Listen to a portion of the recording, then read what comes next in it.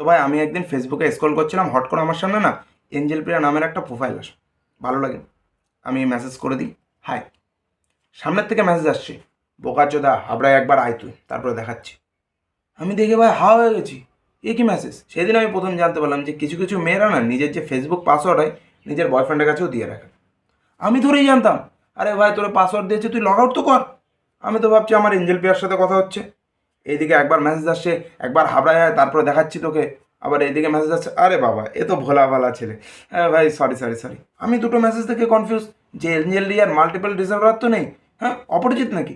একবার হচ্ছে না মারবো বলছে, একবার করবো বলছে, একবার সরি বলছে। আমি ভাবছি হচ্ছে না এঞ্জেল প্রিয়া একটু নটি আছে। হচ্ছে না এঞ্জেল প্রিয়া দেখে আমাকে বলছে কি, হ্যাঁ কী হয়েছে, সরি সরি সরি। সামনের থেকে আবার এঞ্জেল প্রিয়া নিজেকে মেসেজ করছে, তুই চুপ কর। আমি ভাবছি এ কী হচ্ছে।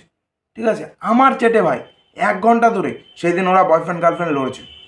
আমার চ্যাটে আমি জীবনে প্রথমবার দেখেছি যে এঞ্জেল প্রেয়ার থেকেই ব্রেকআপ হয়ে গেছে। তারপরে সে আর মেসেজ করিনি, আমি ব্লক হয়ে গেছি। তার 1 ঘন্টা পরে আমার গার্লফ্রেন্ডে আমার কাছে মেসেজ এসেছে যে তুই আমাকে চিট করছিস। আমি বললাম কোথায় চিট করছি, আমি তো এমনি শুয়ে আছি, চিট করছি মানে। ঠিক আছে, তো তখন আমার গার্লফ্রেন্ড বলে কি যে তোর ফেসবুক পাসওয়ার্ডটাও আমার কাছে আছে।